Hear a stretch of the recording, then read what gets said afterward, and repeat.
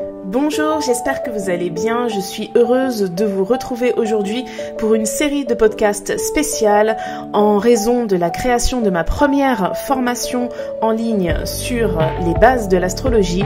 Je vous propose une série de 12 podcasts sur les 12 signes astrologiques. Cette série de podcasts démarre le 10 mars et elle se termine le 21 mars, le jour de la nouvelle lune en Bélier. Le but, vous donner quelques informations sur chaque signe astrologique. Chaque podcast ne durera pas plus de 10 minutes et ça vous permettra de comprendre un peu mieux l'essence de chaque signe et pourquoi pas, si vous souhaitez en savoir plus, vous inscrire à ma formation qui est en prix de lancement jusqu'au 21 mars. Je n'en dis pas plus et je vous laisse découvrir le signe du jour. Je vous souhaite une très bonne écoute. Bonjour, je suis heureuse de vous retrouver aujourd'hui pour un nouveau podcast sur le signe des Gémeaux. Donc c'est le 3e signe du zodiaque, c'est le premier signe d'air et c'est un signe mutable. Alors les signes mutables, ce sont les signes qui terminent les saisons et nous arrivons déjà à la fin du printemps. Alors si la phrase du Bélier c'était « je suis », la phrase du Taureau c'était « j'ai », le signe des Gémeaux, sa phrase, c'est « je pense ». On est sur une énergie aérienne. L'élément air, c'est l'élément qui parle de ce qui se passe dans notre esprit. C'est le côté cérébral. C'est le besoin que nous avons d'apprendre, de transmettre, de communiquer et d'avoir un lien social avec les autres. À vrai dire, c'est le premier signe qui nous pousse à aller vers les autres. En Bélier, on est. En Taureau, on est posé sur le ventre de la mer, on a le contact avec la matière. Et en Gémeaux, on découvre sa fratrie, on découvre ses cousins, cousines, on découvre son environnement qui est familial, mais avec lequel on va créer quand même une certaine forme de complicité qui pourrait s'apparenter à la notion d'amitié. On n'est pas sur la relation avec les parents, avec les personnes qui ont une autorité sur nous. En Gémeaux, c'est l'insouciance. Donc l'énergie des Gémeaux, elle représente ça. On a tous en nous un côté insouciant. On a tous des moments dans notre vie où on aimerait avoir 15 ans, ne pas avoir de responsabilité, ne pas avoir d'impôts à payer par exemple, ne pas avoir à aller au travail et juste profiter de l'instant présent. Donc il y a quelque chose d'immature, c'est vrai, dans cette énergie, mais parfois nous avons besoin d'immaturité pour apprécier au mieux, quelque part, tout ce qui est de l'ordre des obligations pour nous permettre de vivre des moments d'insouciance. C'est quand même une des raisons pour lesquelles on est sur Terre. Apprendre, transmettre. C'est la base de tout. Quand on regarde l'histoire, il y a de nombreuses légendes, de nombreux contes, et puis même si on prend l'histoire des pays, l'histoire des religions, etc., ça a été transmis par la communication avant même que l'homme puisse écrire. C'était la communication. C'est le savoir, donc c'est le cerveau qui se souvient, qui analyse, etc. Donc l'énergie des Gémeaux, c'est une énergie qui est insouciante. Elle est représentée par l'astre Mercure qui est le messager des dieux. Donc on est vraiment dans une dynamique d'échange, de simplicité aussi. Le but, c'est de transmettre les messages, qu'on puisse se comprendre. Donc on trouve une grande curiosité au travers de cette énergie, un grand besoin d'apprendre et de comprendre les choses. Donc parfois, ça peut donner un tempérament un peu dans les nuages et un manque d'autodiscipline face à ce qui doit être justement construit, parce que il y a un grand besoin justement d'être émerveillé par ce que la vie nous offre en fait, tout simplement. Même là, quand j'en parle, en vrai, je me dis, mais oui, on est des êtres humains, on a le pouvoir de la parole, enfin, on n'est pas beaucoup d'espèces quand même sur Terre à pouvoir communiquer, à avoir inventé des langues. Il y en a, je pense notamment aux orques, mais c'est pas comme nous, donc c'est pas pareil. On a vraiment cette capacité à communiquer très facilement, à se comprendre. Enfin, quand on dit que le langage, la parole peut même être une arme, il y a des guerres qui ont été déclenchées tout simplement à cause de mots.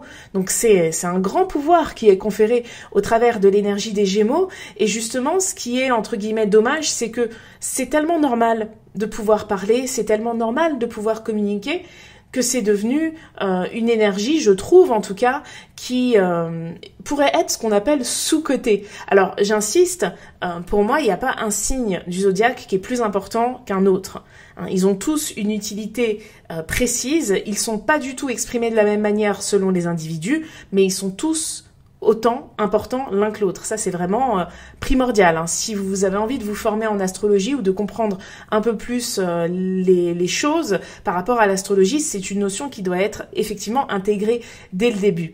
Et le signe des Gémeaux, eh bien, il apporte un peu de légèreté après la saison du Taureau, justement, où le Taureau, lui, il est très rationnel, il construit, il a un côté plus pessimiste. Et là, les Gémeaux, c'est vraiment l'ouverture d'esprit. C'est pour ça que c'est une énergie qui parle aussi des voyages, qui parle aussi des études, qui parle aussi de l'aspect culturel. Hein, si ça pouvait représenter un lieu, le signe des Gémeaux, il pourrait représenter une bibliothèque. Hein, vraiment, on est dans quelque chose qui est ramener à l'idée de savoir et d'apprendre davantage. Donc c'est quelque chose qui est très touchant, qui est très beau. Hein. Si on devait associer le signe des Gémeaux à un âge, ce serait l'adolescence. Vous savez, le moment où on croit qu'on a tout compris au monde, qu'on fera forcément mieux que les générations d'avant, que tout est tellement logique et tellement simple, pourquoi tout le monde se prend la tête. C'est cet état d'esprit qui n'est pas un état d'esprit qu'on peut conserver entre guillemets tout le temps, hein, parce que bien évidemment, des fois, faut être un peu bélier, faut agir, des fois, faut être un peu taureau, faut être sérieux, et des fois, il faut laisser l'énergie Gémeaux prendre le dessus. Donc, dans les podcasts précédents, j'ai donné l'exemple de l'intellect. Donc, on va continuer sur cela, mais l'intellect, c'est quelque chose qui est purement Gémeaux, justement. Donc, un intellect Gémeaux, c'est un intellect qui est vif, qui partage ça d'ailleurs avec le signe du bélier, mais qui va pas forcément passer à l'action. C'est-à-dire que les Gémeaux, ils représentent la communication qui n'est pas forcément dans le but de solutionner une problématique mondiale, de faire des grands débats, de la philosophie. C'est les commérages, c'est les blagues. L'humour est représenté par le signe des Gémeaux.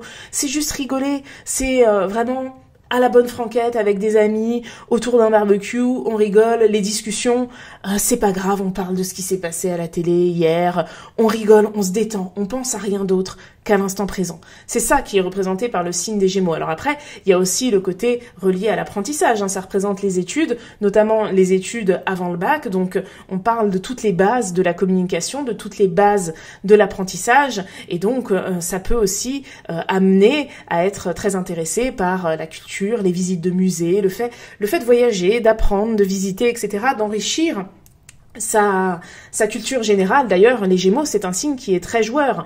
Les mots croisés, les jeux même télévisés, l'idée de connaître des choses, ça apporte une grande satisfaction.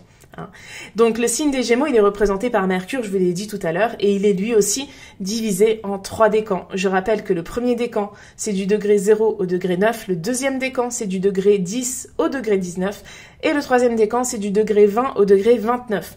Donc le premier décan du signe des Gémeaux est accompagné par Jupiter.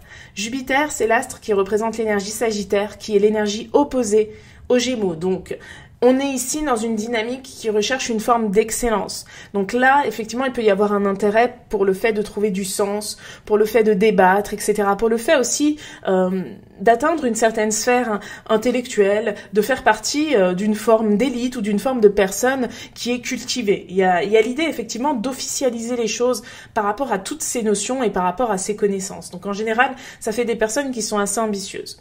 Le deuxième décan, il est accompagné par Mars. Donc là, ça nous renvoie à l'énergie du bélier. Donc là, on a des personnes qui vont plus être amenées à se battre pour leurs idées. Effectivement, il y a un tempérament aussi plus réactif et impulsif par rapport aux échanges qu'on peut avoir avec les autres, donc un manque de patience qui pourrait se mettre en avant.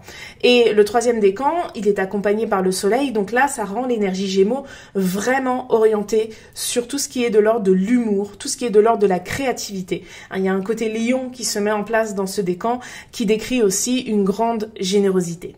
Voilà, j'ai terminé ce podcast sur l'énergie des Gémeaux. J'espère qu'il vous a plu. N'hésitez pas à le partager à une personne solaire ou ascendant Gémeaux ou tout simplement quelqu'un qui a envie d'en savoir plus sur l'astrologie.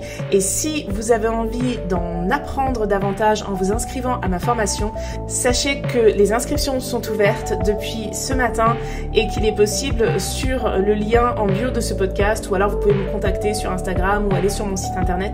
Vous trouverez l'information. Le prix de lancement est disponible jusqu'à lundi prochain, lundi 21 mars, le jour de la nouvelle lune en bélier. Donc n'hésitez pas, je vous attends nombreux. Et sinon, je vous dis à demain pour le podcast sur l'énergie du cancer. Ciao!